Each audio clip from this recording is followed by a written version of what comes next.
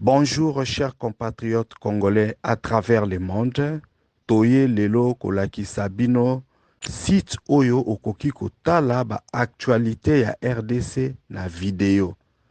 Na site na biso Good Story okoki kobanda kotala ba video ya RDC na R nyonso tu olingi et puis bisika nyonso ozali. Tosali site wana po to permettre na batu o bazali pressé, batu o bazali occupé bakoka koyeba makambo oyo ezali koleka na mboka à travers ba courte vidéo. Na site internet Good Story, tozali pe kotiela bino ba annonce d'affaires. Ba annonce ya batu o bazali ko présenter ba service na bango, tozali pe kotiela bino ba vidéo ya batu o bazali koteka biloko na bango. Soki olingaka kolanda ba information, ba actualité, voilà, le site internet Good Story est là pour okoka koyeba makambo oyo ezali koleka na mboka depuis n'importe quel coin bisika oyo yo ozali. Soki pe olingi ko investir ou bien olingi oya na mboka, ozana besoin ya service moko boye, tozali pe kotia ba annonce vidéo ya batu oyo bazali kosala ba affaire na kati ya RDC. Site ezali rapide, site ezali kitoko, même ba video ya makambo oyo ezali koleka na est, oyo ba plateforme misusu bazali kolakisa yango te. Soki oyo na Good Story okomona ba video wana. Bandeko na nga nasengi na bino bozala na curiosité ya malamu po boya kotala et puis bino moko bokoka ko juger. Ezali très facile. Okei kaka otape www.goodstory.co.za. Okomona ekobima wana. Soko lingo kena kote otala ba actualité, okotala ba actualité na video. Soki pe olingi okende otala ba video ya ba annonce d'affaires o bato baza kosala ba business, bazali ko offrir ba service, bazali ko teka biloko na kati ya RDC, okoki pe koya kotala yango. Soki ozali communicateur politique, olingi makambo ya politique ba activité o bozali na yango ekoka koyebana, oye komona biso. Soki ozali homme d'affaires, ozali na activité, ozali na entreprise, olingi pe ke batu bayeba ba bien na ba service oyo ozali ko offrir, okoki komona biso. Même soki business na yo ezali ya mokie, même soki business na yo ezali moyen, même soki business na yo ezali ya munene, toko assister yo pona okoka ko atteindre ba objectif na yo. To saleli ba Congolais site wana pour que les Congolais puissent se connecter et se retrouver dans une plateforme qui est 100% dédiée na ba Congolais. Pour ba makambo ezoleka na mboka na actualité, ba koka pe ko sala ba affaire et puis ba trouver ba opportunité. Une plateforme qui est très bien, une plateforme qui est très rapide, et loko tokosenga na bino boza kaka na curiosité pona bokoka kotala et puis bopesa biso ba avi na bino ndenge nini bokomona yango. Good Story ezali site ya kitoko, Good Story ezali site ya rapide, Good Story ezali site oyo eko permettre ba Congolais ba koka ko bongisa milliers des affaires na bango. En tout cas, tosengi na bino nyonso boya ko visiter yango www.goodstory.co.za. Bonjour, chers membres du débat national. Bonjour, chers compatriotes congolais. C'est Ricky Mongondo depuis Cape Town, toujours dans le cadre de notre émission Débat national, l'émission où nous analysons la situation en RDC, l'émission surtout où nous donnons la parole à tous les Congolais depuis n'importe quel coin du monde. Donc voilà, ceux qui osali Congolais, au Lingara Oyo et les Kakanambo Kanayo, to sali émission Débat national pour que les Congolais puissent donner leur voix, pona ba congolais ba koka kosala ba coup de gueule na bango pona ba congolais ba koka kopesa opinion na bango na makambo nyonso tout oyo ezoleka que ce soit na monde ya politique que ce soit na monde ya économique que ce soit na sur le plan social ou bien na ba fait divers. Donc voilà, c'est tout simple sokoza neloko oyo olingi oloba osali kaka audio na yo otindi yango na numéro oyo ezali ko s'afficher là-bas plus 27 62 072 0611. Donc voilà, tokozwa audio na yo tokotia ba congolais ba ko yoka yango. Donc voilà, débat national, ce n'est pas seulement une émission comme vous êtes en train de nous suivre, mais débat national, c'est un groupe WhatsApp, le meilleur et le plus grand groupe WhatsApp en RDC, avec plus de 1000 membres où chaque jour nous lançons un sujet et les membres discutent dans le respect ainsi que la démocratie. Ceux qui yope olingi obandako participer na ba débat na ndenge to lansaka ba sujet chaque jour. Donc voilà, tout simple.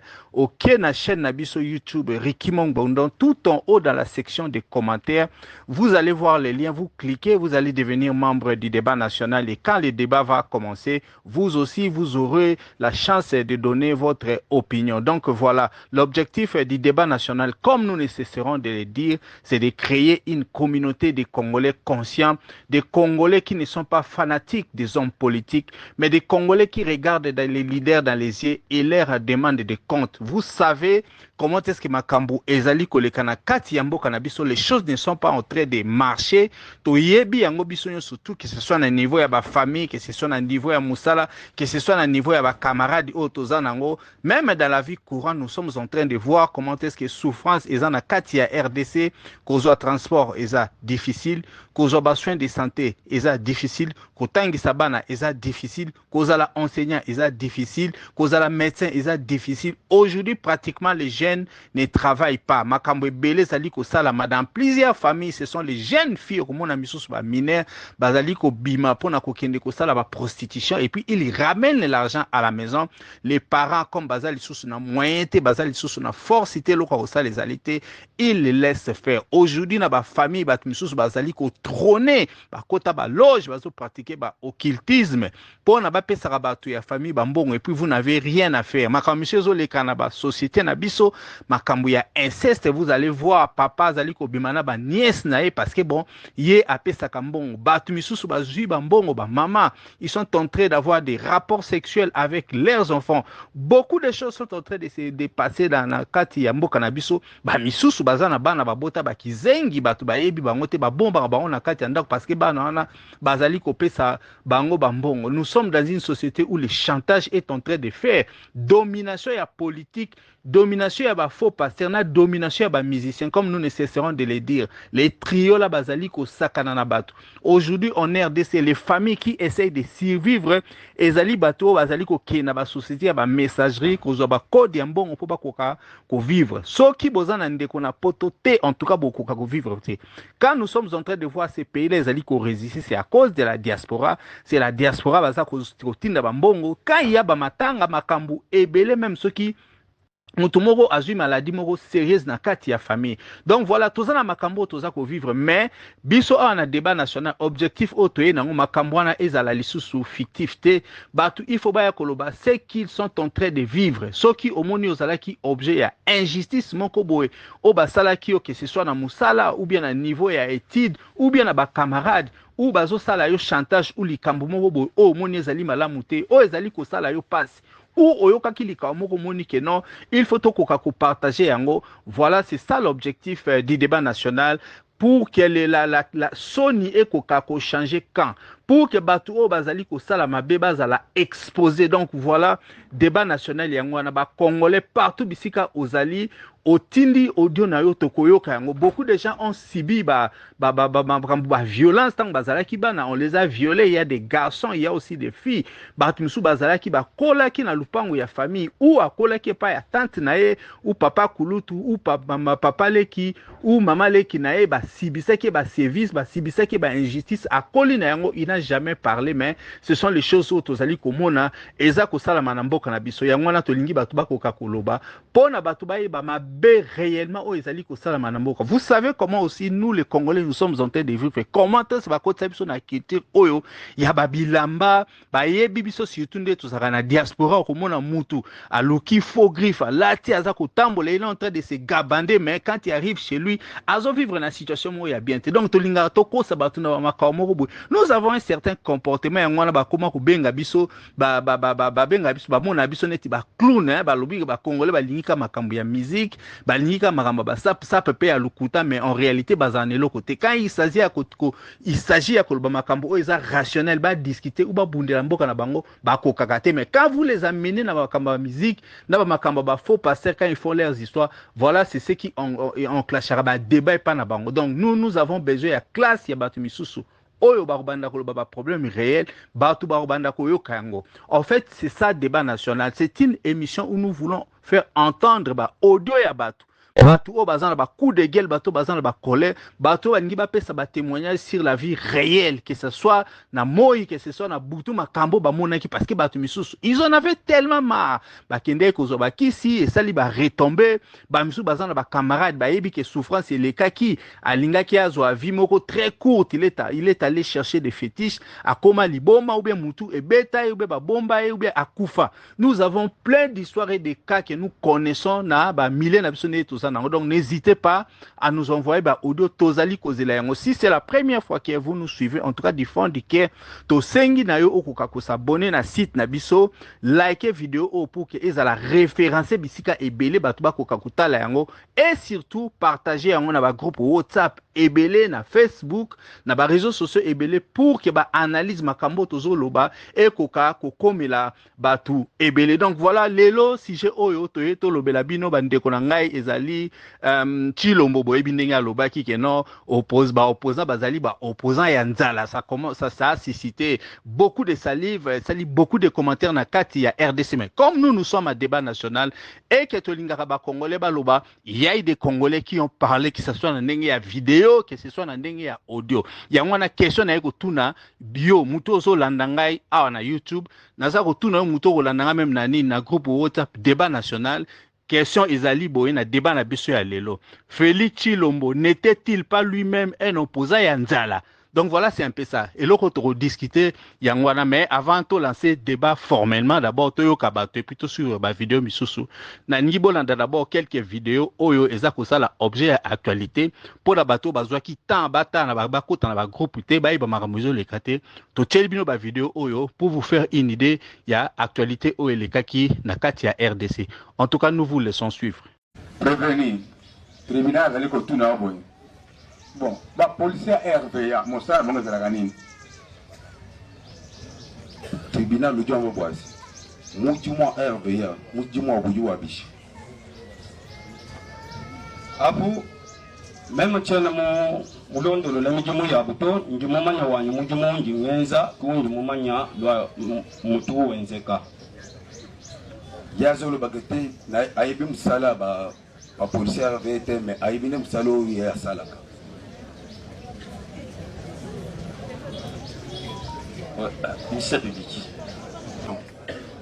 Parce que nous sommes en train de nous rendre compte que les prévenus ne maîtrisent pas le pourquoi de sa présence dans l'aéroport international de Monsieur. C'est pourquoi nous allons continuer, nous allons nous accentuer là-dessus. Prévenir comment Moussala na yo tant bazo pesa mundu kozola tateni na tongo ba ebisio direction aéroport ezaka musala nini Ajiwa mbwasi pas tout la tateni muji ou la tateni chongo mambiji okupeshe secteur wa aéroport muji mo bujibu abishi Adi asi nkamanda alors qu'il a ça répondre déjà à répondre à ta 100 000 fois. À répondre à tribunal. À répondre à tribunal. Tu vois mon boissé. Ou tu m'as répondre à ta 100 fois, 1000 fois, mais où tu au tribunal. mujimu wanyi munda mwachi halu mwaku kwata baji vocateur baji benda bipa bantu bintu biabu ni bantu baji baloba imakija mashinyi vambelo atomilungu benga mwaku boila munda mwachi halu mujimu wende ujambo wase mujimu wende ujimu wase kukanga bantu azolo bakiti musala na ye zapo na ukanga batu yo bamiyibi bazo ya na kati ya report pour ne pas babilo kwa batu. Un instant. Se prévenir apparemment ne sait pas ce que c'est son travail. Je suis là pour chasser les gens qui sont dans l'irrégularité. Mais non, ça ne se passe pas comme ça. Soit l'inscription doit continuer. Il faut rappeler les médecins militaires jour et nuit ce qu'il doit faire là-bas. C'est un militaire de forces armées, il a une mission spéciale. Voilà, il est tombé dans la distraction. C'est pourquoi il ne sait même pas le rôle de la police et de la FVA. Donc il a pris les devants. Il est là en train de faire la police, en train d'échanger avec la population, en train d'échanger avec les passagers, en train d'échanger avec les propriétaires de véhicules. Mais ça c'est la distraction. Lui il est de l'armée, il a une mission bien définie. Toi tu ne peux pas, il y a pas de tu es militaire, on a une piqué, ou bien on a une poste, chef de poste, comment expliquez-moi un peu. On a une Moussalani. Vous m'oubliez Mokai. Umpala kwa nzugu wetu wa mujimu. Azaki liboso ya Gerrit na bango poste. Azana Gerrit à poste. Chef de poste est aquí nani. Moi vous qui wa poste Fokai. Ami ni mfumo wa mujimu uvusama. Chef de poste à Bando Bela. Caporal de poste nani. Ujumulondele chef de poste ya kunyungu ya lujingani. Uvumulondela mfumo wa mujimu uvumu ya kela kredi mu telefone. Ouais, andaki chef de poste simanaye akenda kocha kredi na telefone. Ye azalaki premier sentinelle, deuxième, troisième. Ye azalaki nani na kati ya poste wana. Wo vungani mu poste weno. Njumu salayi wa mumulongo. Aza soda mulongo. À premier ou deuxième, voilà. Il devait rester dans la guerre, il fallait rester dans son poste. Quand on dit nous sommes dans le poste, mais on est en fraction, on ne peut pas faire le mouvement. Il était au poste de rester là en train de faire la volonté de son hiérarchie. Mais on les voit sur les boulevards en train de chercher les chauffeurs de véhicules. Il était dans la distraction.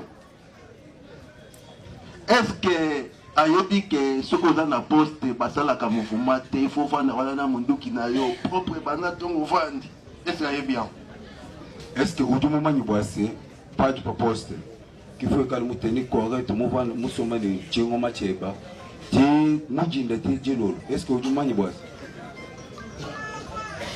Njumu manya nangu kati tujibumbu kwa kujenza ja mujimu ni banfu mubanyi kipa jiwu ngambila kwa njinya keli nite wewa ndaku usomba ku poste panji ndo kwa kubwela ku poste wetu kipanji mpeta mashini au mimana munjila uchibwele jicha poste wetu azolo bakete azaki na poste mais chef na bango kendaki koya na au chinde na musala koya na ye ndakuti vekilo anezaki libanda chef de poste azaki akenda ucha crédit ko alandi chef de poste simana ye là qui n'a aucun crédit mais il y a continué c'est pour cela ndali ngabenga nango sikoyo nde la dame a été approchée. Monsieur le Président, vous allez comprendre que se prévenir tomber dans la distraction. Certainement aujourd'hui c'est de savoir on voudrait réviser pour quelle raison. Est-ce que la constitution actuelle empêche aux institutions de la République d'apporter des réponses aux besoins sociaux de nos populations? Est-ce que les textes tels qu'ils existent aujourd'hui empêchent de combattre l'impunité et l'économie de prédation dans notre pays? Est-ce que les textes tels qu'ils existent aujourd'hui empêchent qu'on mette fin aux violations massives des droits de l'homme? Un politicien qui part, il se retrouve à Makara. Tout celui qui a une vision contrôle, il est à Makara. Mais si nous voulons aller de l'avant, on veut consolider la nation. On doit faire l'inverse, n'est-ce pas? Commencer d'abord par libérer tous ceux qui ont été injustement arrêtés. Vital Kamerhe alingaki ma RDC bandeko likambo wana ba congolais nyonso ba telemi balobi eloko nini yango mutauta kosala kaka ba séance na plénière na awa kala mingi te. Vital Kamerhe alingi akende traitement soi-disant azali koyoka bien te wana biso te maloba ya peuple congolais après discours ya président de la République toyebisaki bino ke batu ya Félix Tshisekedi bazali kotala Vital Kamerhe ezala tie kaka ichi ya pamba bakobelela ye.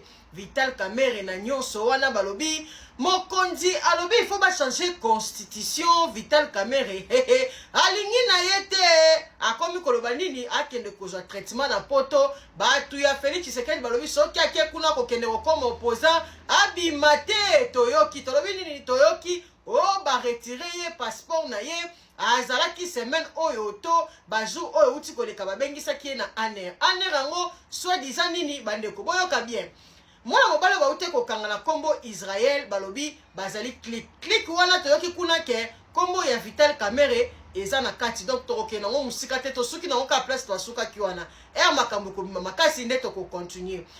Vital Kamerhe aye awa alobi bango balembi prolongation ya nini ya état de siège. Boyebi ke état de siège batu mingi na Goma to kamo Vital Kamerhe alobi bango balembi yango mais batu mosusu na Goma population balobi ke ezali ko aider bango po bazala en sécurité mais to kamo awa Vital Kamerhe aza koloba nini oh non bango balembi il faut kolongola état de siège ezali kokanga makambo ebele to kotia yango boyoka ye moko na munoko na ye ndenga bande kolobango kuna na plénière pe ya kokamwa Vital Kamerhe yo soko zali ko continuer boyeba ke papa Mboso azali pembeni na yo baza kozela ka kosala erreur ba remplacer balobi pe ko voyager te poso ko voyager oko comme opposant donc yo il faut changer ka constitution na bandeko tokei boyoka Vital Kamerhe na sujet ya prolongation ya état de siège ye alingi yango te boyoka.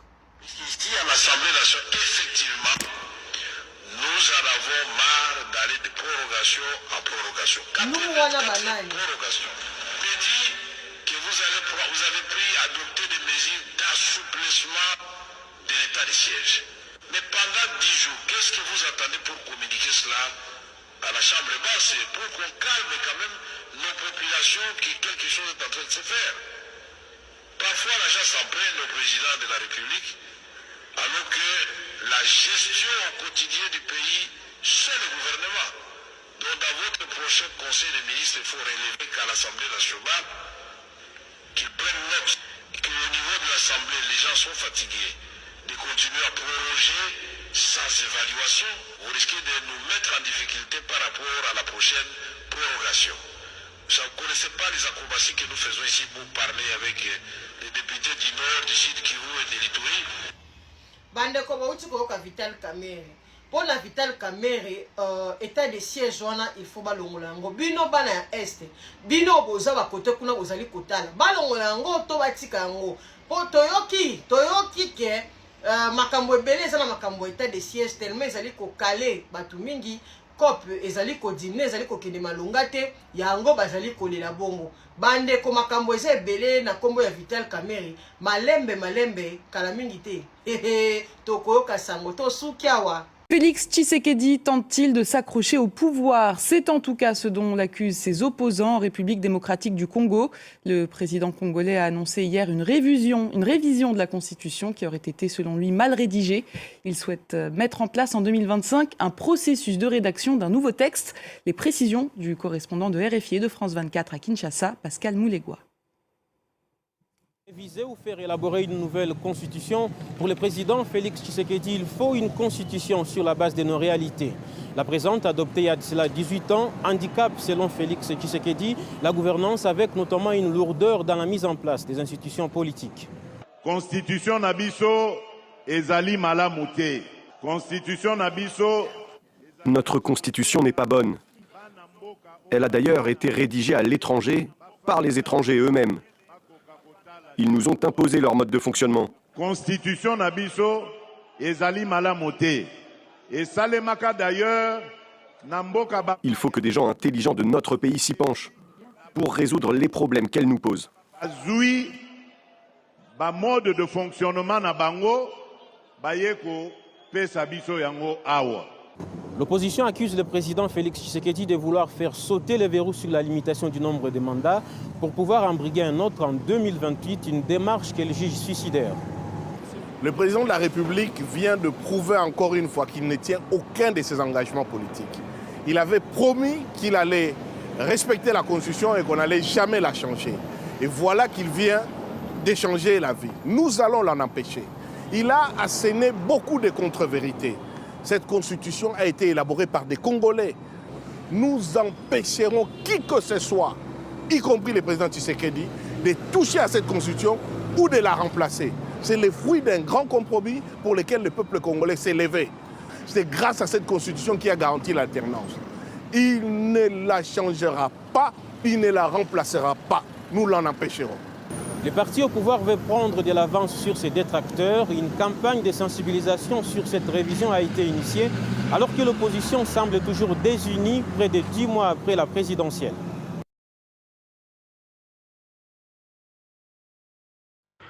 Bon, voilà, vidéo, on a une bino sikoyo, ezali vidéo, vous allez voir comment est-ce que Félix Tshilombo a qui ko visiter ni barrage ya Chopo, kuna na Kisanga, na visite au ko sala ni dernièrement. Donc, mais voilà, vidéo, on a quand même une certaine contradiction par rapport à nos principes, nos discours oyo, yemoko azali kote ni. Vous savez, Félix Tshilombo a dit que non, la constitution au salami a changé, on s'est modifié parce que bon, en fait, salamaki na ba étranger, ba salaki et puis salamaki na li banda ya mboka. Mais remarquez très bien, hein, bota la vidéo avec beaucoup d'attention, vous allez voir comment est-ce que Félix est protégé par des gardes roumains, étrangers, mercenaires.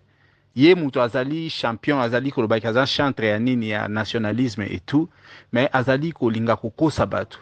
Comment un président qui dit que non, constitution n'est pas libanda, au lieu de Congolais, ce sont les étrangers qui sont en train de les protéger. Bota la vidéo très bien, vous allez voir comment est-ce que les militaires et les baza tourner autour de bon pour la bateau baza Félix Tshilombo. Vous personnellement, quand vous voyez des images comme ça, vous ne trouvez pas de contradiction. Est-ce que Félix peut faire tout ce que le contraire de tout ce que lui-même peut dire? Nous étions même ici avec Félix Banani, Joseph Kabila, nous étions aussi avec Mobutu et tout même avec Mouzé. Ce sont des choses qu'on n'a jamais vues. Un président de la République, c'est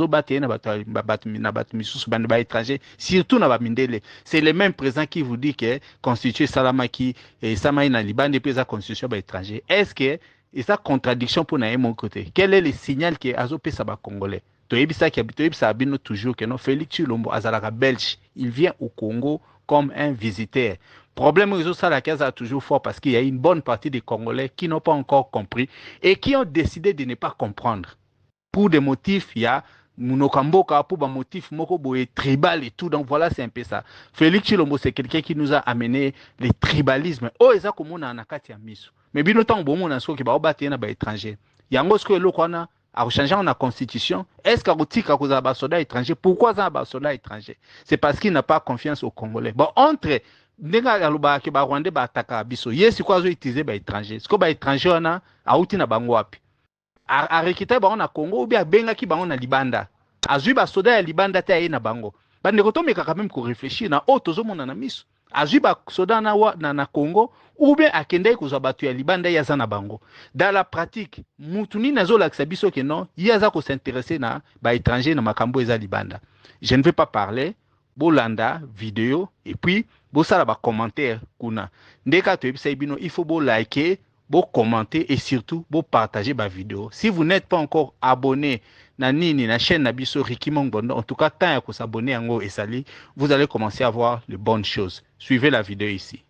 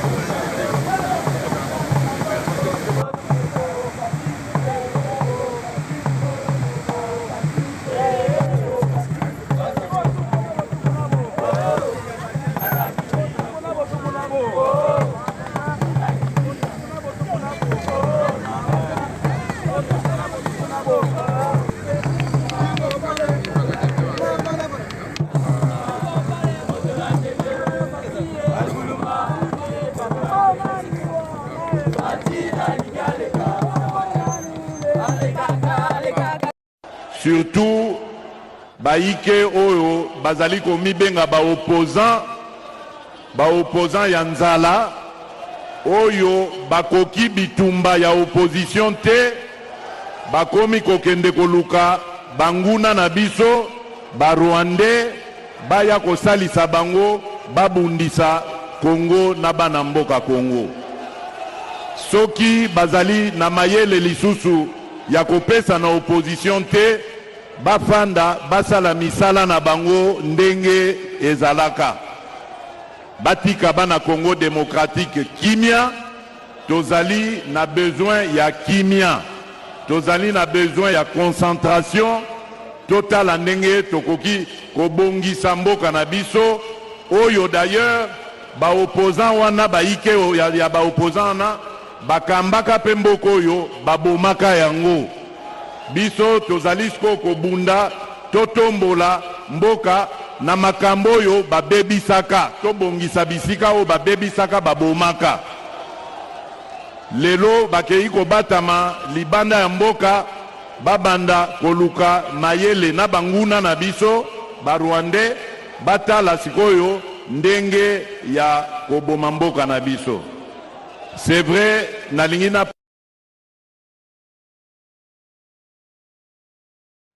Bonjour chers membres du débat national, bonjour chers compatriotes congolais, c'est Ricky Bongbondo depuis Cape Town.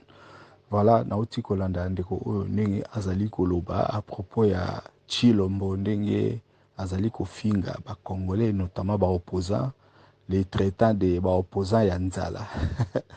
Et ça quand même soni, ça fait quand même rire puisque ça c'est na ba anal ya mukili, c'est très difficile de retrouver Babiloko. Bon, Babiloko oyo notamment bandeko na ngai, ça étonne certaines personnes. Batu misusu ba okamwa yango puisque problème ou toza nango eza non na batu o balinga basalela bango dessin. Nzambe azala neka bo sala batu na deux catégories. Il y a les gens qui anticipent, les gens qui comprennent. Donc ils en a batu oso qui akutani na yo dans les 5 à 10 minutes. Aotala déjà première impression na yo, aotala langage corporel na yo, aotala ndengo zolobe puis ao comprendre yo. Makamnyo so yo loba après peut-être 5 ou 10 minutes. Ana ndenga ozwango. C'est peut-être babiloko wana ba faculté wana na mboka na biso be ba congolais mingi nan bazui yango te ou bien nan baza ko comprendre yango te. Pona batu oyo ba anticiper ko be batu oyo bazwaka peut-être ndambu ya ba fait. Po basala profiling ya mutu ba yebi déjà ndenge Chilombo azali. Pona batu wana makambo ebele etona ba on lisusu te. Il ne souffre même plus de ça. Batu wana mingi ba comme na ba onka peut-être ko fungola batu misu ko loba. Vous m'excuserez, c'est un peu moi aussi. Puisque les gens sont en train de dormir ou bien les gens ont encore les yeux fermés. Donc on dit ceci, on ne donne que ce qu'on a reçu. Donc tant que tout le monde a papa Etienne, pauvre papa Etienne Tshisekedi avait traité Lumumba de crapaud. Je crois vous tous les Congolais, dis-moi, bato ba s'informer, ba yebi yango. Ba yebi que papa Etienne c'était Azalaki vraiment celui qui était parmi oyo ba occasionnaki parmi groupe bato ba occasionnaki nini babenga ngoni disparition ya Lumumba ana mukili ezaki na tire na ye to yebinde nini très comment il était traître na bato misu basaki na bango IDPS. Nous avons suivi et puis bon to moni ndeni azaki na facilité ya kofinga. Hier là je vous avais fait audio na lobby que non nani kinini na ye wana lobaka azali soki docteur soki licencié je crois. Dans la place où tout le monde a qui expertise dans y a droit ou on peut les traiter comme intellectuels. En tout cas na batu mingi oyo ya génération na ba tangisa ki bana na bango. Mais maintenant nous remarquons et c'est sur le côté de bango te Félix Chilombo aza suffisamment éduqué. Donc je crois que botalier batu belé balanda te mukomo bavanda na Vital Kamerhe batu ba Hollande, je ne sais pas si c'était batu IDPS, il a dit chassez-moi les badauds là. Il ne comprenait même pas les rôles qu'il avait. Il est là, c'est un type qui est imbu de lui-même. Vous savez, tous les clichés qu'on dit, excusez-moi mes frères Balouba, tous les clichés qu'on dit à Balouba, Oyo Baza Makambe Zangatina, Oba Fingara facilement, il porte tous ces clichés-là en lui. Maintenant, quand il dit, opposer à Nzala, il veut dire à qui, puisque Moni, Batmusu Bazatan, Bazwa Kimbongo, Bino Boye Bakite. bomoni bango baza quand même na mwa noblesse. Félix Tshilombo ata bapesi 100 milliards toza na bafoto na ye tomoni son papa une fois a eu l'argent mais après là tomoni na ye moko. Je crois qu'on l'a même aidé pour na ba interview makambo ebele. Beaucoup de gens l'ont aidé ko saler ba biloko gratuitement. Pratiquement bazaki sous na mbongo te. Il y a que les noms qui restaient. Tomona ki ango tomoni ba bilamba nene nga bandai ko lata avani na ba kabuya na banani na ba banani ba benga ki banani ba Jean-Marc Kabund. On n'a pas vu les leaks à Tshisekedi Otovanda Tolo Balelo qui non soukindeni. Il a toujours vécu chez sa femme là. Et ça qui était que moyen mutawanda ko sala zo supporter moi sinon il y avait plus rien. Et loko bango batikala nango ezaki ka IDPS yango na bandai ko pisa batu bangunda ba mikanda. Aujourd'hui si Félix dit ça, il renvoie dans l'image ya Yemoko. Puisque dans la vie que nous avons, vous savez, la roue tourne. Mutumo ota roki au prétendre mutaza riche ou aza pauvre. Parce que Batumusu Bazwa Kimbongo Liboso, je crois qu'il était peut-être en train d'envier banani Muzito. Batwana nyo surtout Matata Pogno. Je crois que quand Félix Tshilombo les regardait, il les enviait d'une certaine façon. Parce qu'il ne savait même pas qu'il allait être président. Souvenez-vous, Tshilombo nous a dit l'avenir maintenant s'appelle Nani Fayoulou. Donc déjà il savait en réalité que c'est Fayoulou qui les prédominait. Quand bazo tamolana tolobaku tona Moïse Katumbi puisque Moïse Katumbi a même soutenu ni ndenge babomba ki corps ya papa nae. Et c'est loko toroito lo baté mais la méchanceté des hommes fait que il s'acharne. Quand on s'acharne même nani contre Katumbi là ezara parce que Katumbi c'est comme un miroir. Akoki a frimé à sa lolendo devant Katumbi te. Parce que yemoko ayebi. Vous savez okoki ko sabatunyo surtout mais vous ne pouvez pas tromper votre conscience. C'est ce qui fait de Tshisekedi alobelo kwana mais makambo na oloba bato baza maele ndi ba comprendre makambo. Mais puisque Tshilombo aza malama maele te azaka mytho, il souffre de la mythomanie. Les mythomanes ce sont les gens qui prennent leur désir pour des réalités. Il veut changer et loko badnyo so ba omona. Badnyo so ba moinde nga bandai ko kemba. Badnyo so ba moinde ando ke na Ibiza. Badnyo so ba yinde bando pese ba jeep ambo na ndenga secret pa Joseph Kabila. Lolendo nyoso ya kokia sala makambu oyo Kabila basalela ye makambu oyo Katumbi basalela ye makambu oyo batu misusu baluba bazali baluba ya normal bande ko pesa ba mbo po akoka vivre bayebi akokia telema devant bango asala eloko mususu te ye akokia benga Katumbi apese mbongo te mais Katumbi lui a donné l'argent ba muzito batu misusu bazaki na ba edaye ba Fayulu ba edaye pour exister. Donc voilà c'est un peu ça mais eloko bango basalela ye bango baoningate ye asala ngo pa na bango yango na sko beta kae yango mona zo luka sko a luka moi forme moko bo ya respect yango na zo finga et puis ko finga c'est une eza cliché obiso to yebi ya baluba ya faible baluba ya ba fanatique bango na bazaka na injure facile quand vous réfléchissez et ne réfléchissez pas eza cliché na bango botala la plupart des temps so botala na ba réseaux sociaux bato ba finga kandi ozomuna ba Denise wana soki mukendi soki dishushwa bato nyoso bomuna ba click wana bazo finga bokende botala bomuna ka ba luba la plupart donc les baluba négatifs ils sont tout le temps très d'insulter ba koka ko sala débat yango moi bato musu basala même musu débat na bango te batika ba baza na comportement ya ba mbwa les suivistes. C'est-à-dire bango bazarana ba pesa ba idée te ba sa ba analyste mais ba landa ba analyse bato pour baya koloba.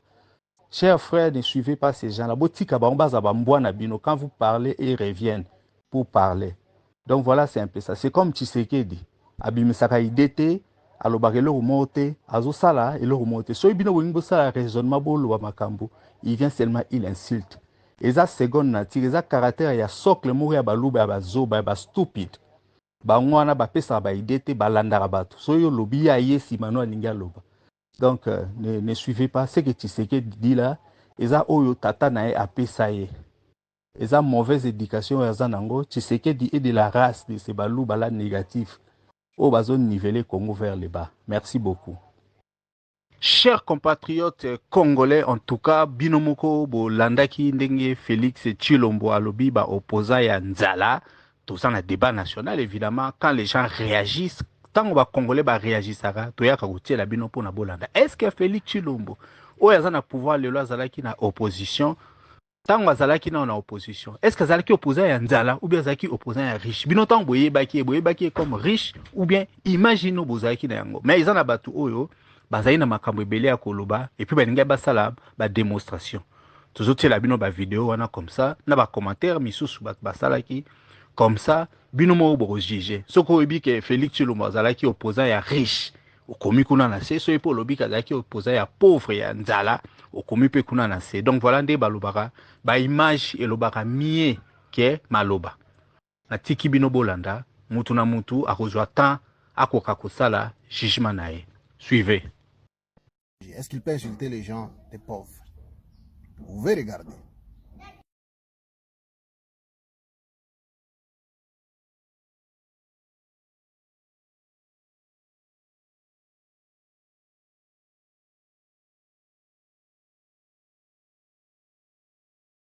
Les photos que je suis en train de vous montrer, regardez tout simplement la grandeur des pantalons que Tshisekedi portait. Et les chemises qu'il portait. Et voyez aussi même la qualité de nourriture qu'il mangeait. Regardez tout le boukari, les foufous qu'il mangeait. Est-ce qu'il peut insulter les gens, les pauvres?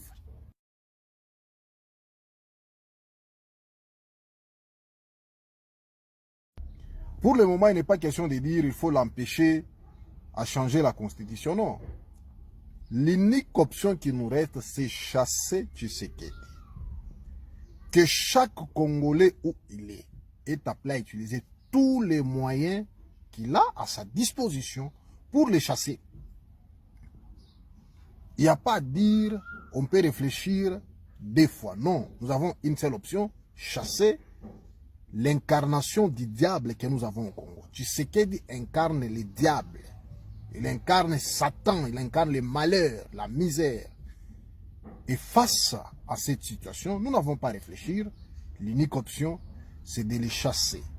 Et chacun de nous doit faire face à sa responsabilité en utilisant tous les moyens qu'il peut avoir pour dégager cet esprit diabolique qui cherche à se maintenir au pouvoir pour vous faire souffrir et continuer à voler, à piller et à vous laisser dans l'insécurité.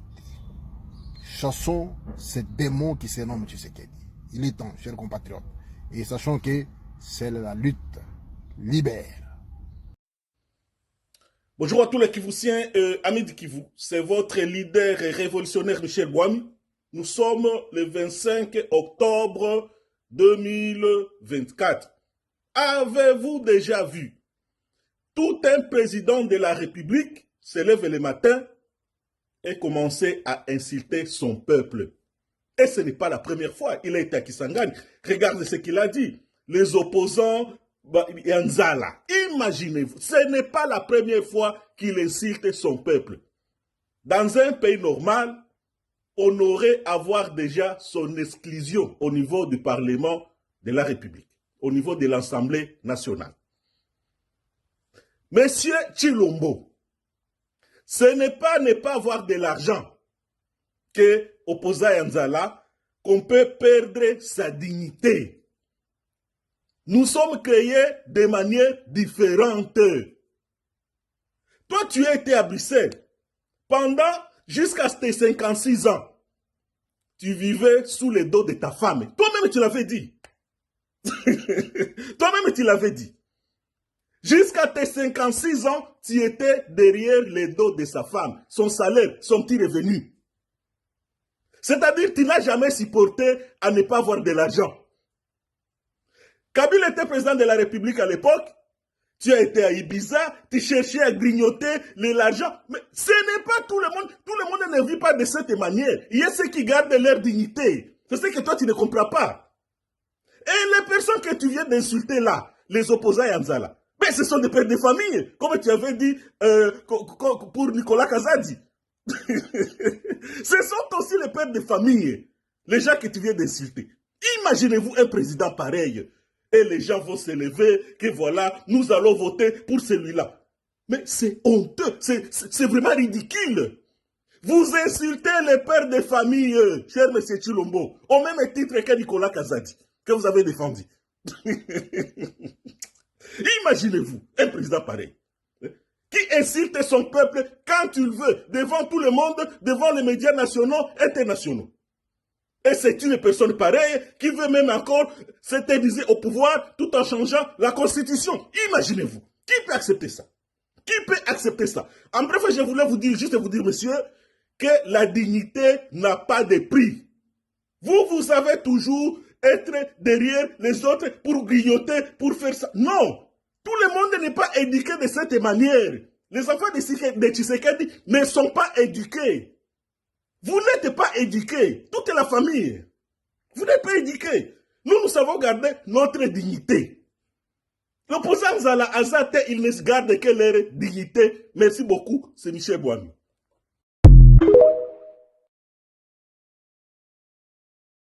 Émission na biso ya débat national ya lelo esili en tout cas yo pe sokoza na likambo lingoloba sokoza na commentaire sur l'actualité donc voilà osali kaka audio na yo otindi na numéro oyo ezali ko s'afficher débat national esalami pona ba congolais nyonso tout en tout cas chers frères congolais chers compatriotes congolais chers membres du débat national batu misusu o bazali pe kolanda biso soki na no s'abonner na chaîne YouTube Ricky Mongbondo tende nazali koloba kenda ko s'abonner en tout cas maximum ya ba like na vidéo oyo pona ezala référé batebele bakoka kolanda en tout cas tozalaki na esengo ndenge bolanda ki biso tokokuta na bino na émission oyo ezali koya en tout cas merci beaucoup et bonne journée.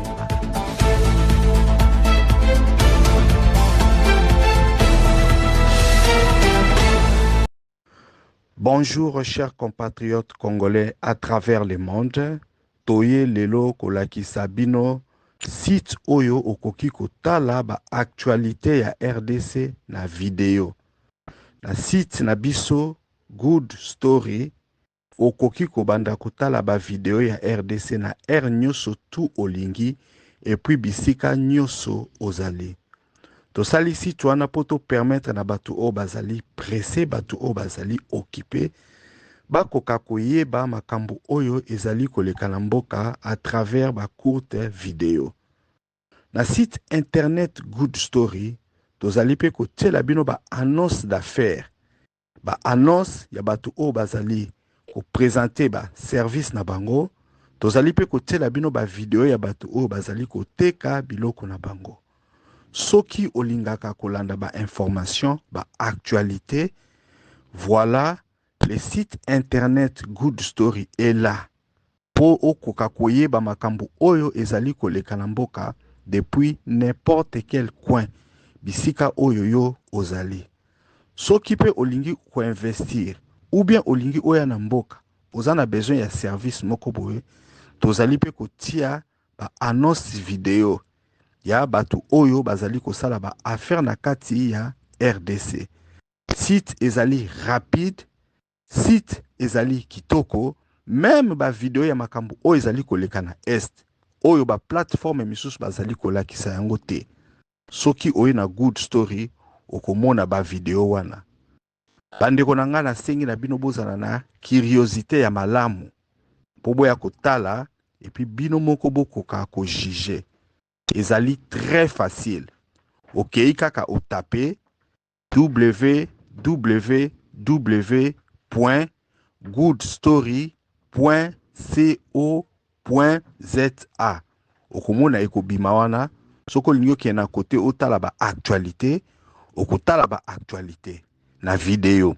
Soki pe olingi okende otala ba vidéo ya ba annonce d'affaires o bat baza ko sala ba business bazali ko offrir ba service bazali ko teka biloko na kati ya RDC okokipe koya kotala yango. Soki ozali communicateur politique olingi makambo ya politique ba activité o bozali na yango e koka koyebana oye komona biso. Soki ozali homme d'affaires ozali na activité ozali na entreprise olingi pe ke batu bai baba bien na ba service oyo ozali ko offrir okoki komona biso. Même soki business na yo ezali ya mukie, même soki business na yo ezali moyen, même soki business na yo ezali ya munene, toko assister yo pona okoka ko atteindre ba objectif na yo. To saleli ba Congolais citoyens pour que les Congolais puissent se connecter et se retrouver dans une plateforme qui est 100% dédié na ba congolais pour ba ba makambo ezoleka na mboka na actualité ba kokape ko sala ba affaire et puis ba trouver ba opportunité. Une plateforme qui est très bien, une plateforme qui est très rapide et loko tokosenga na bino boza kaka na curiosité po na bokoka kotala et puis bopesa biso ba avi na bino ndenge nini bokomona yango. Good Story ezali site ya kitoko, Good Story ezali site ya rapide, Good Story ezali site oyo eko permettre ba congolais ba koka ko bongisa milliers des affaires na bango. En tout cas, to sengi na bino nyoso boya ko visiter yango www.goodstory.co.za.